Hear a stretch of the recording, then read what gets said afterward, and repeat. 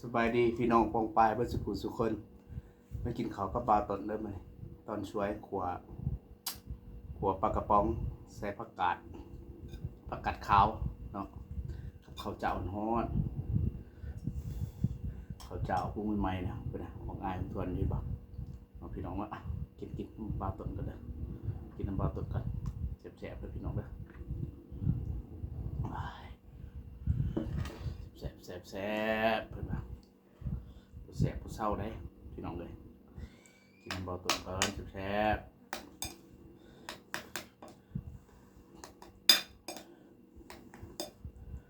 โอ้เขาห่อนี่พี่น้อง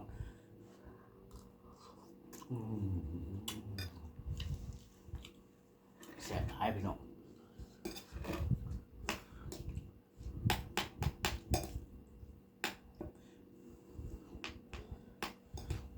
ว่า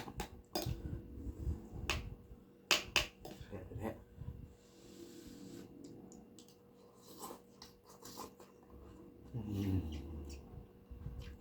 คำยาวมัน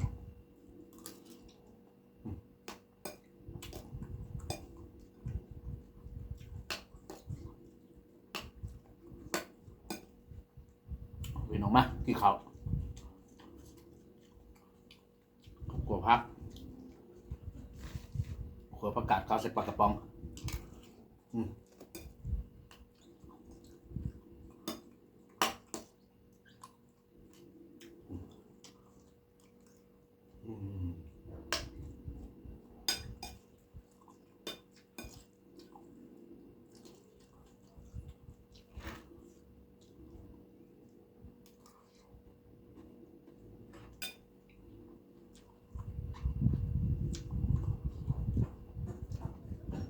ลูกขนาดไหนก่อนลูกขนาดไหนก่อนแล้วไปเอา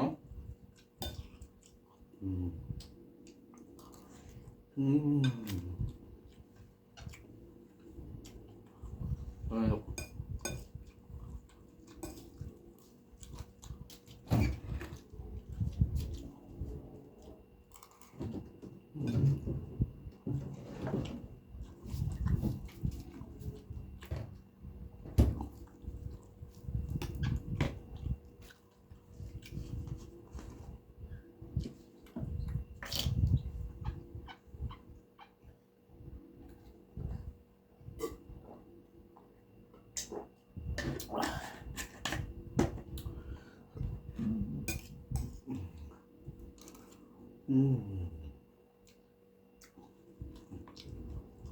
คนแซ่บ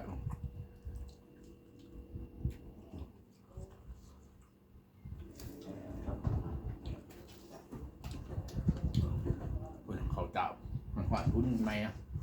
พี่น้องเอ้ยดูมือขับมันหอนเขาเจ้ามาดีพี่น้องเลย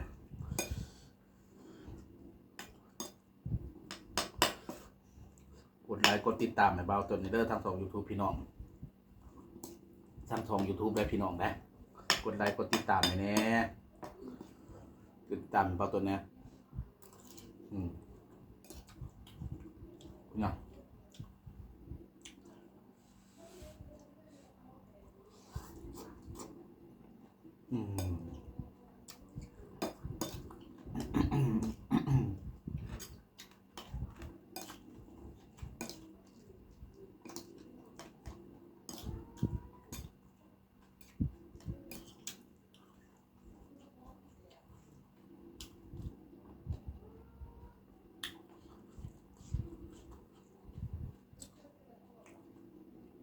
เนาะจงเลย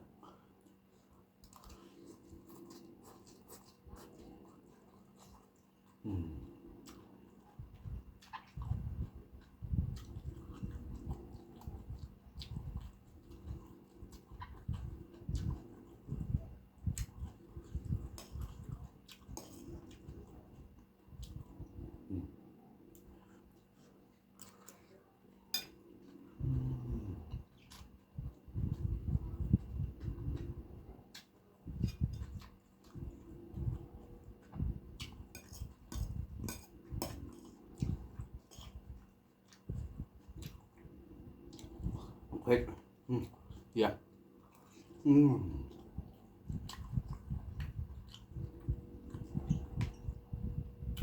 จำประสู